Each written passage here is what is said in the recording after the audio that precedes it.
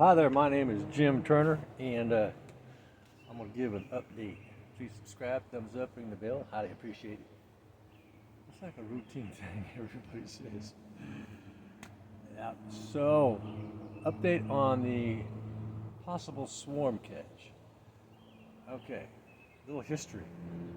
Um, so I had freshly baited a nuke in my cherry tree, and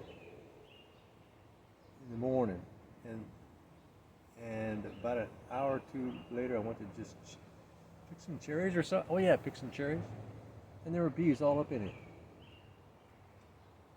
And so it was yesterday. I forget stuff like that. I just go about my day minute to minute, just get her done, whatever it is. I lack that total recall, but so what I noticed today, this morning they're in the cherry tree, but they weren't in any of my baited nukes in the back.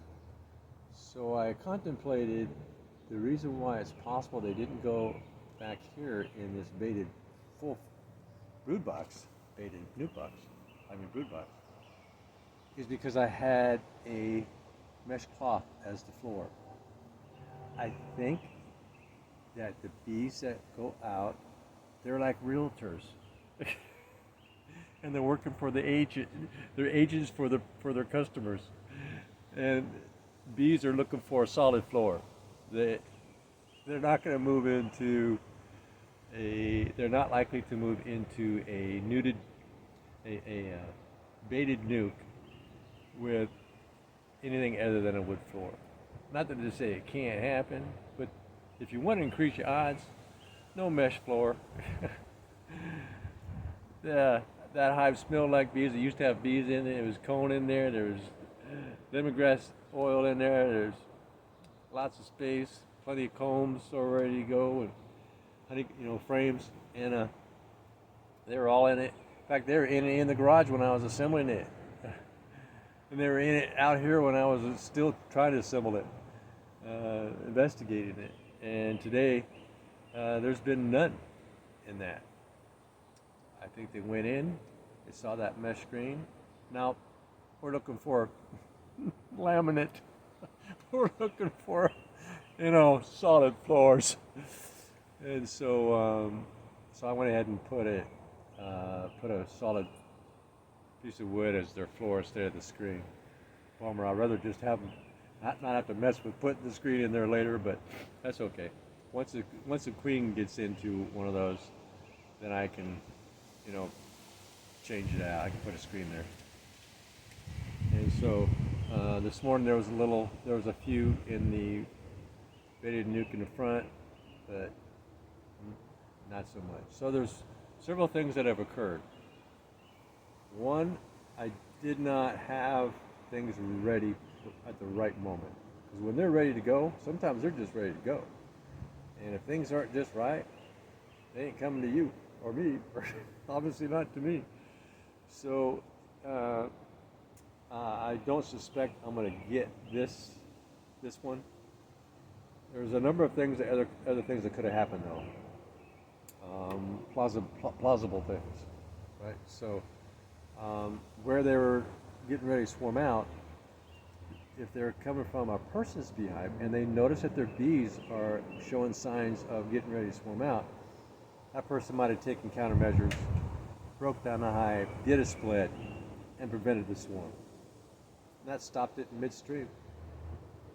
So that could have happened, or of course they could have found another hive that, when the realtors went out and they came back to their home base and did the best, whatever realtor did the best jig dance, that's where they went. And a lot of times that's what it is. Whatever bee does the best dance, most aggressive, most excited, get the most of attention of the other girls in the hive, that's where they'll go.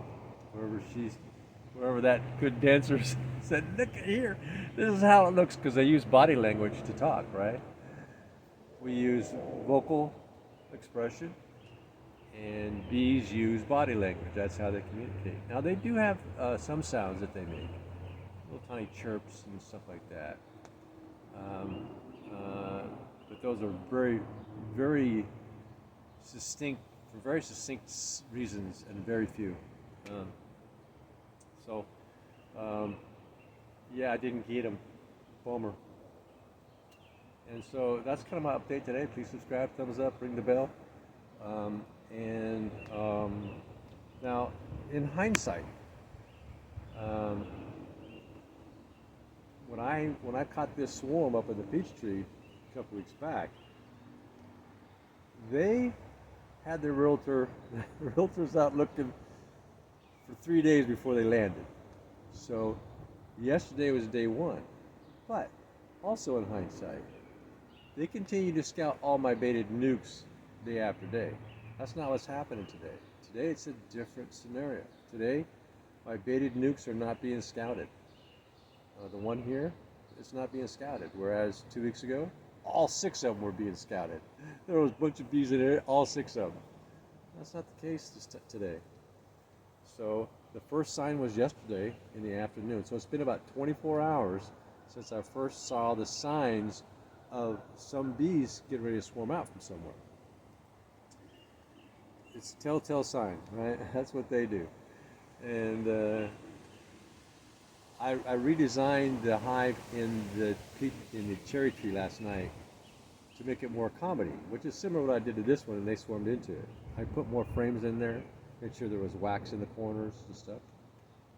And so it's been 24 hours, but I had the same inkling 2 weeks ago.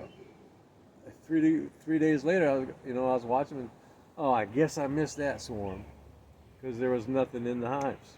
All of a sudden, there was nothing navigating where I thought they were going to end up, and then boom, here they come. Oh, what's that? Oh, I know what that is. Yeah, rise up, and I rised up, and I ran. Got my phone, and so I'll just keep you updated. I'll let you know tomorrow or the next day, because it could be another 2 days if it's going to happen.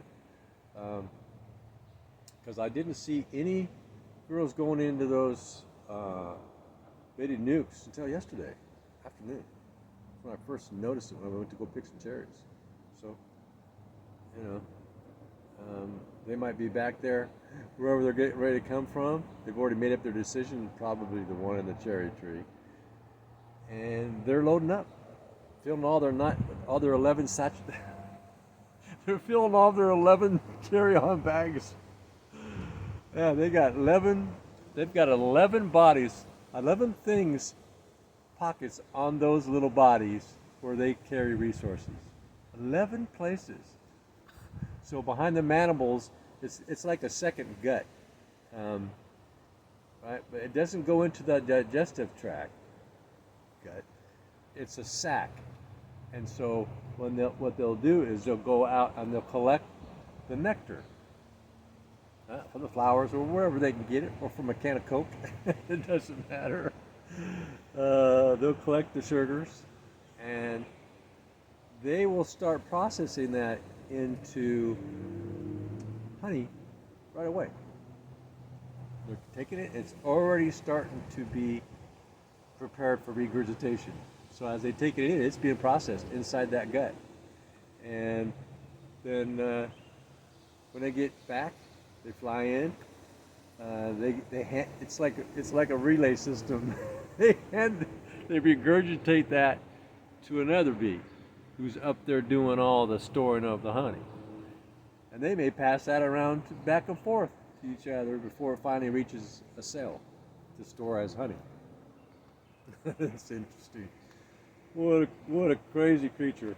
And so, and then the one that came in after she emptied her carry-on bag to her girlfriend, back out they go. So I've noticed that most of the girls coming back in, they have no pollen. None. So my reasonable and fair judgment is that they are just coming back with lots of nectar to store as honey. And so can't see that. You can see the pollen clearly on their leg sacs, but on in their gut, well, no. Like it's just Superman. You can peer through things like that, you know. And so that's kind of how they transport, right? So if they're going to swarm out from another location, another hive, they will take out that time, 3 days, because it takes her 3 days. It takes the queen 3 days to shrink her abdomen so that she's light enough to fly. So when she starts doing that, they already are in carry-on bag storage mode. They're already, oh, she's shrinking her abdomen. Okay, we need to start storing. We need to get prepared. And they start loading up and getting enough energy to fill up their flanges on their legs to start building comb right away. So they'll load up as much as possible before they swarm out on all 11 carry-on bags. All 11. And that's why when they came up there, after 7 days, they had 6 frames, 50% filled out. And I'm talking all 6. It's like that.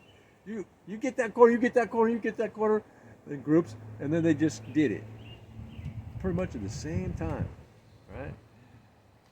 Every corner looked the same as the other corner, so I had 6 frames in there, so I had 12 corners, and they all looked very similar in size. Yeah, they brought a lot of resources to get that because it takes 500,000 flanges to make 1 pound of comb. So they came in loaded. 500,000? That's crazy sounding, isn't it? And so, there you go. Please subscribe, thumbs up, ring the bell, leave a comment. I respond to all my comments. Now, I gotta say, there's some comments I get, I don't know how to respond. It's like, how do you respond to that? I don't know. So I just give a thumb up. I don't know what. I used to look better when I had clothes on. I don't look as good as I used to with my clothes off or weird stuff, like that. How do you respond to that? I don't know. So I just go, yeah, okay. Hands off. Just a thumb up. Okay. And, all right. Have a good one now.